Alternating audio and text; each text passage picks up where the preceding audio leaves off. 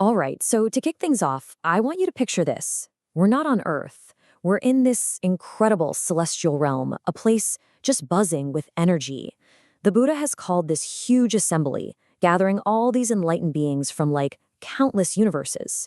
And they're all there because he's about to drop a teaching that's going to totally redefine what compassion even means. So why are they all there? Well, they've come to praise the Buddha. I mean, they're just in awe of his ability to teach this really fundamental law, the law of cause and effect, of suffering and joy. And he's not just teaching it to anyone, he's teaching it to beings in the most difficult, most chaotic worlds you can imagine. But here's the thing, woven into all that praise for the Buddha, there was this hint, this little whisper about another incredible figure, a great being whose work was just so massive, so powerful, it was almost impossible to wrap your head around. So the big question on everyone's mind was, who is this person? And this is where Manjushri steps up. He's the Bodhisattva of supreme wisdom, so he's kind of the perfect one to ask. He basically becomes our voice, asking the Buddha straight up, okay, you have to tell us, who is this mysterious being whose compassion is just off the charts?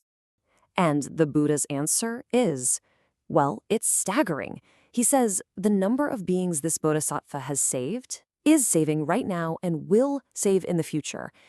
It's more than all the grains of sand in 1,000 Ganges rivers. Just try to even picture that. You can't, right? It's a number designed to break your mind, just to give you a tiny glimpse of the sheer scale of this vow. So, Manjushri, really speaking for all of us here, asks the million-dollar question, how? How did he accomplish something so inconceivable? Basically, what's the origin story? What kind of past life, what kind of promise could create that much power? And to answer that, the Buddha does something amazing. He takes everyone on a journey back in time, way, way back, to a past so distant it's almost myth. And the story, it doesn't start with some king or a god. Nope. It starts with a young woman, a Brahmin maiden, whose personal quest, born from love and fear, would end up forging one of the greatest vows the universe has ever known. So you have this maiden, right? She's deeply devoted, super respected by everyone. But her mother was the complete opposite. She openly trashed the core teachings, didn't believe in karma, the whole actions have consequences thing. So when her mother passes away, the maiden is just consumed by this awful fear. She's terrified that her mom's disbelief has led her down a really, really dark path. But that fear, it didn't paralyze her. It lit a fire under her. She does something totally radical. She sells her family home, everything she has. With that money, she gathers the most beautiful offerings you can imagine, incense, flowers, the works. She takes them to a stupa for a Buddha from a long past age and just pours her heart out in one single prayer. Please, you have to show me. Where has my mother gone? And you know what? Something incredible happens. A voice answers her. Not from the statue, but from the air itself. It's the voice of that ancient Buddha responding to how pure and powerful her prayer was. And he promises her, don't cry, I'm going to show you. So the Buddha gives her instructions. He tells her, go home, sit, and just focus your entire mind on my name. Meditate on it. This isn't going to be a physical journey. It's a journey into consciousness, one that's powered entirely by her deep concentration. She does exactly that. For a full day and a night, she holds that single point of focus. And then her whole reality shifts. She finds herself standing at the edge of this vast, boiling sea. It's the underworld. And the scene is just horrific. There are these giant iron beasts just devouring countless men and women in the water. But, and this is so important, because her mind is so anchored in her meditation, she isn't afraid at all. So as she's taking in this absolutely terrifying landscape, a figure starts to emerge from the shadows. And it's not some monster or another suffering soul. It's someone unexpected. It's a guide. Turns out he's a ghost king, one of the rulers of this realm, and his name is Wudu. But get this, instead of being menacing, he approaches her and bows deeply. He doesn't see some lost human who stumbled into the wrong place. He immediately recognizes her spiritual power, calls her Bodhisattva, and asks, what brings a great being like you here? He knows right away she isn't a sinner. So she asks him, what is this place? And Wudu breaks down the cosmic rules for her. Basically, if you do a lot of evil stuff in life and you don't have any good deeds to balance it out, and you have no one on earth making merit for you, well, this is where you end up. You have to cross this horrible sea of karma. But, and this is the glimmer of hope, he explains that powerful, meritorious acts from family on earth can actually reach you here. They can liberate you. It's this incredible idea that no one is ever truly lost or cut off from the power of love and compassion. So with her heart just pounding in her chest, she finally asks the one question she came all this way for. My mother, her name is Utili. She died recently. Is she here? And the Ghost King checks his records, and he confirms her absolute worst fear. Yes, her mother's name was on the list.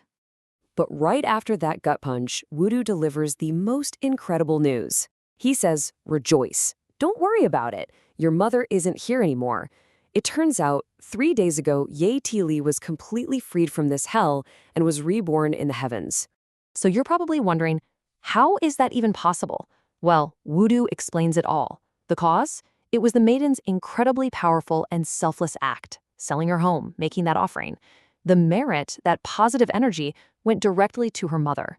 The effect? Instant liberation. But here is the most mind-blowing part of the whole story. The merit she generated was so immense, it didn't just save her mom. It created this huge ripple effect that freed every single other soul who was suffering in that exact same hell with her. One act saved them all. And just like that, the maiden snaps out of her vision. She's back. Her personal mission is complete. Her mom is safe. But she's been fundamentally changed. She can't erase what she saw, the sheer scale of the suffering.